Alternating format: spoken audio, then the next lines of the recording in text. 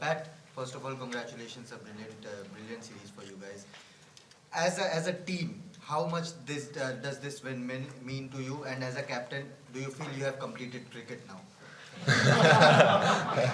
Unfortunately, I've got to keep playing. No, it's yeah, huge win. In the context of this series, as big a series as you're going to play at home. It felt like it was kind of seesawing throughout the whole series. So to finish it, 3-1 to hold the trophy is amazing feeling. And then I think the extra layer is now securing a spot in the World Test Championship final, which was always a huge goal for us, in this cycle. And we've done it. So really satisfied. We'll stay on this side, guys, and then we'll come over. Patrick, just wanted to ask you, we've had numerous duels with Virat Kohli, on-field duels with Virat Kohli over the years. Possibly his last test series in Australia. If you could just sum up, how has it been competing with Virat in test matches, especially on the Australian side?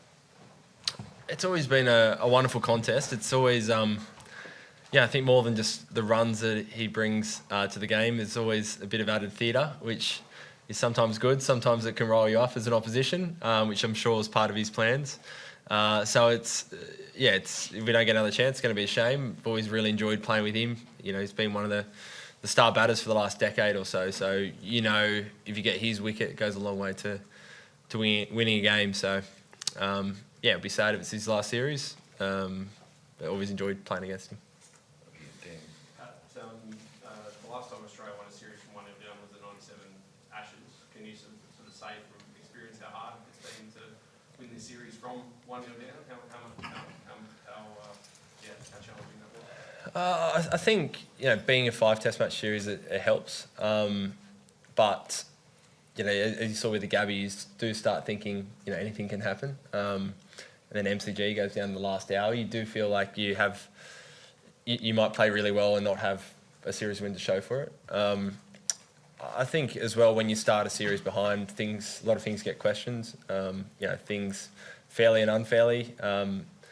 But again, I think it shows a strength of the group to kind of stay strong, know that we weren't at our best, but we can be better, not get caught up in a lot of the external noise and clutter, and just focus on what makes us good players and a good team. And really, that's one of the most kind of rewarding parts of this series win.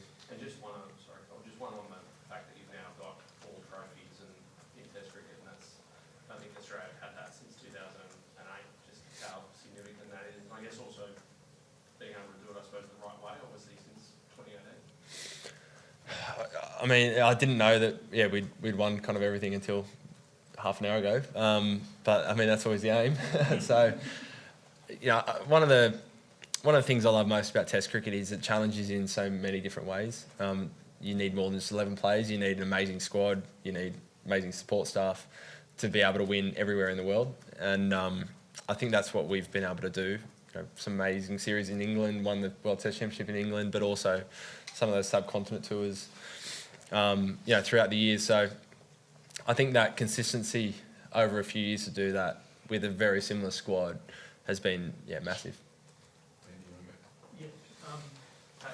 It was quite an incredible moment. Like Steve Smith getting out 1 run shy of the 10,000. I know that sort of the win is the bigger picture, but if you could, how was he sort of coming into the shed? So I guess that would have been a huge moment for him in front of his own crowd.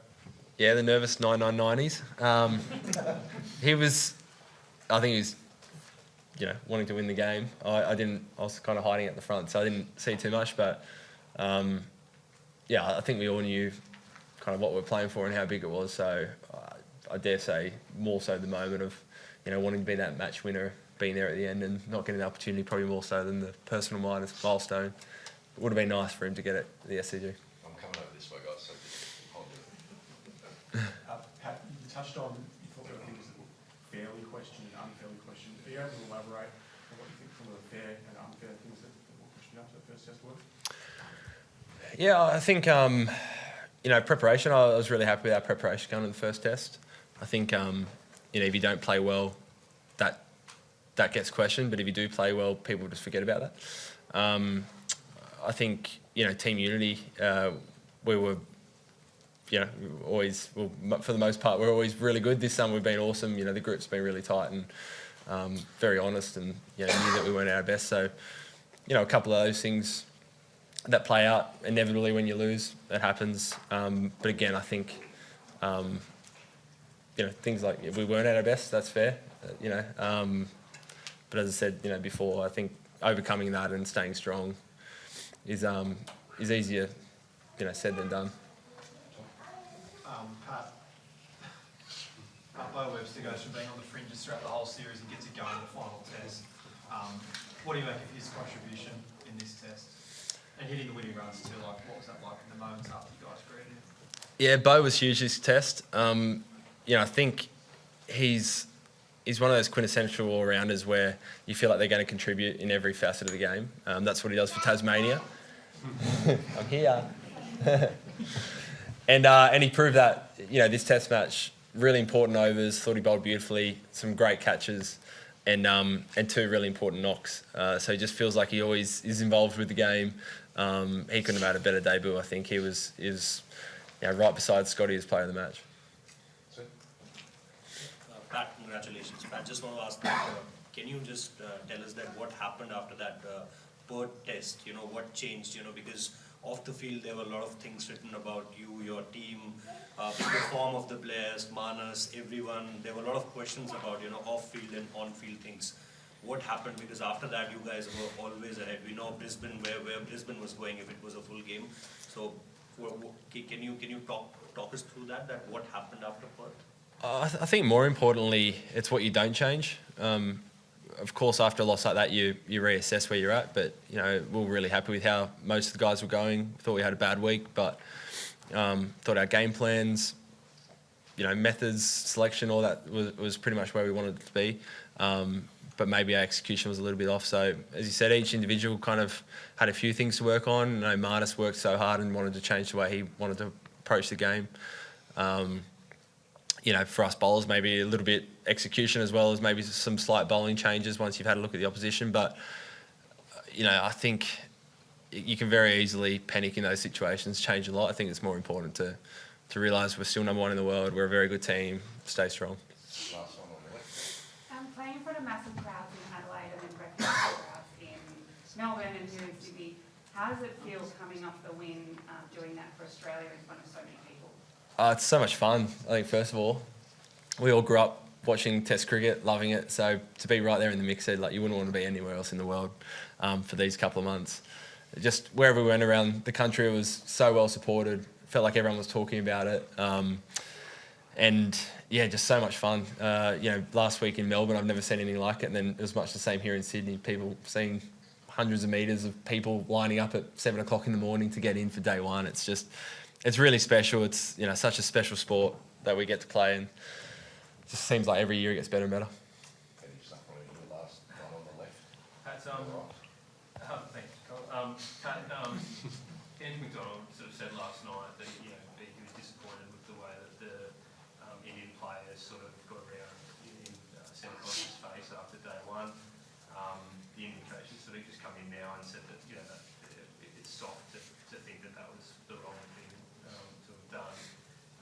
I just wonder what you made of that incident and just about Sam, whether you feel any need as captain to have a chat to him about engaging with other players on the field and just how you want him to bat going forward to the next series that you're playing. Yeah, I think first of all, obviously ICC and Annie Pycroft set the rules and set the punishments. We saw that in Melbourne with Virat, 20%. That's what they thought. So it doesn't really matter what we think. They set the rules. So obviously that's the standard that they're happy with. I think in regards to Sam, I think I've been really impressed with how he's gone about it. I think people mistake a bit of confidence with bullying or abuse. You're allowed to walk around with your shoulders puffed back and play a few cricket shots. I don't think that's illegal, but some people really take offence to that and want to kind of put him back in his place. So for us, it's always just, and we say the same to all our players, is just bring yourself every day. Be yourself. Go about it how you think represents yourself the best and how you want to play. And I think he's been really good this series. He's stood up for himself when he's needed to. Okay, right side. Yeah, but how much Bumrah's absence was a factor in India's defeat? Could it have been a little more closer had Bumrah has been fit to bowl? I mean, yeah, going off the rest of the series, you'd say so. Every time he bowled, he seemed to have an impact and took some key wickets. So, yeah, no doubt that helped our chase a little bit.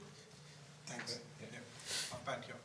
Just in terms of your personal contribution, obviously wickets are there, but to be able to contribute to the lower order runs, which could potentially have been the series changes, whether it's Melbourne or here, how rewarding has it been for you to be able to do that? It's been really rewarding. I think over the last few years, how you bowl to the opposition tail and how we as a tail bat can really have decided a lot of test matches. So we put a big emphasis on that coming in. We wanted some really clear plans when we were batting, but also when we were bowling. And fortunately, I think just about all of us who got a chance in the tail at different parts made it tough for the opposition and stuck and did an important partnership when needed.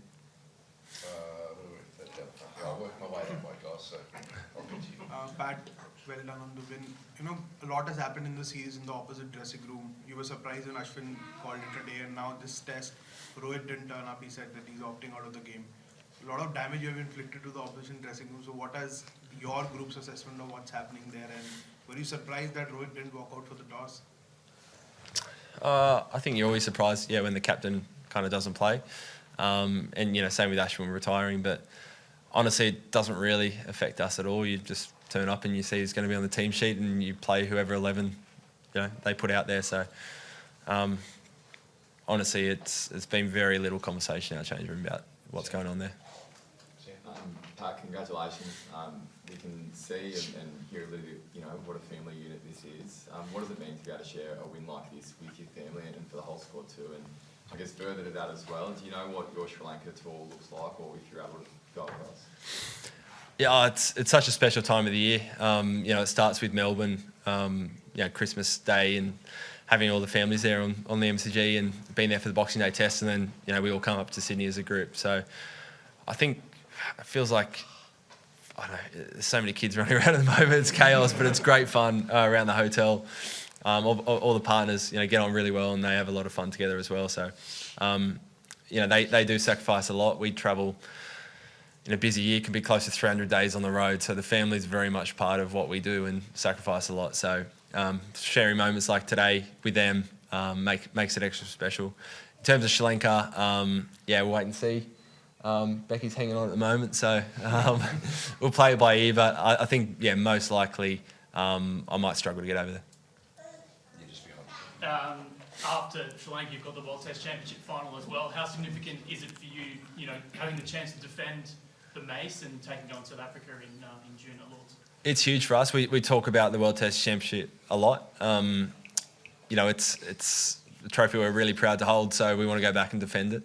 Like we were saying before, I think it's a great tournament in that you've got to play well consistently and across all different conditions against different teams. And it's great to be there again, and can't wait to get over there. Man of the match, I know you've talked about him and his importance before, but this test from Scott Holland. Oh, he's just so good, Scotty. I love him. Whenever he comes in, you just know he's a seasoned pro. He's been doing it for years for Victoria, and he's well and truly, good enough in Test cricket. He proves it time and time again. As a captain, he's a dream because he just loves bowling. He bowls uphill into the wind a lot of the time as well, so his figures are probably better than what they show. But he's just, what you're going to get from Scotty, and it's class every day. And so happy for him to take 10 far. You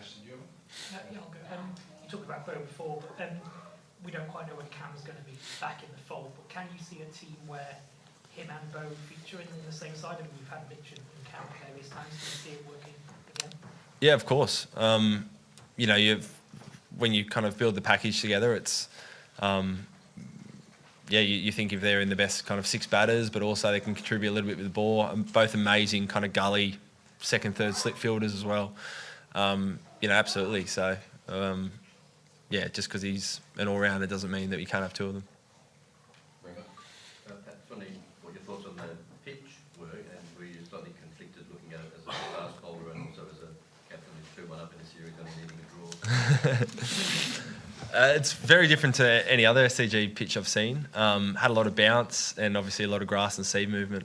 I think, you know, it was. I probably prefer that to a flat, slow one that fizzles out to a draw. But it was definitely spicy. So, yeah, I think it's the same for both teams. I really like that the roundsmen try to put a lot of life into it. At times, it's probably doing a lot, but I think I'd much prefer Test cricket to be like that rather than fizzle out to boring draws. Pat, can you give me insight into what Mitch Stark had to do to get up for this game, and also yourself coming 5 tests on the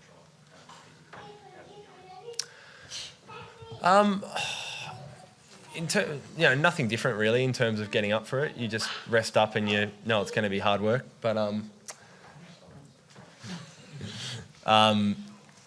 But you know, you know you're going to be fine. To be honest, probably a bit sorer than I thought it was going to be in that day 1 or 2. And Mitchie's a bit the same. I was feeling all right until I had to bowl and put the bowling shoes on.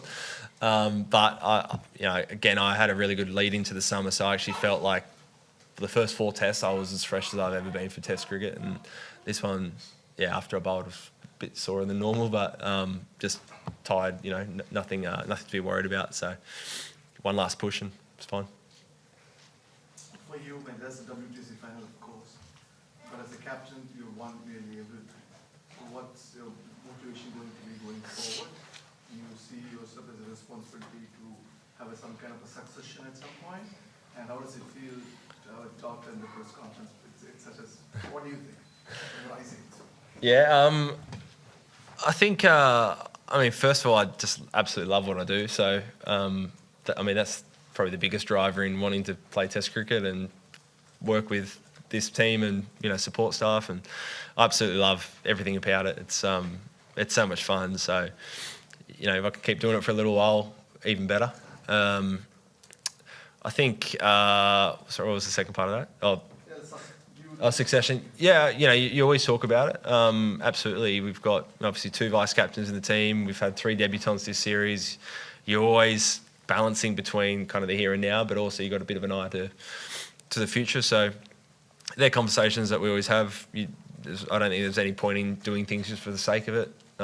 So, you know, those can play out over the next couple of years, few years, but of course we're always thinking about that. And then, yeah, it's great having Albs and Becky, they're gone now, but yeah, it's again being able to bring them on tour and you know, once this Test match finishes, go back to just being a full-time dad and husband.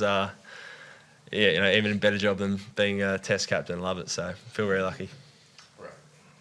I was just going to ask about Albie's fashion being better than yours, but maybe just again on captaincy, 5 Test match series. We've done a few of these now. The series scoreline says 3-1, but it's probably closer than that. Like, so how much did you grow as a captain in the last 8 or 9 weeks?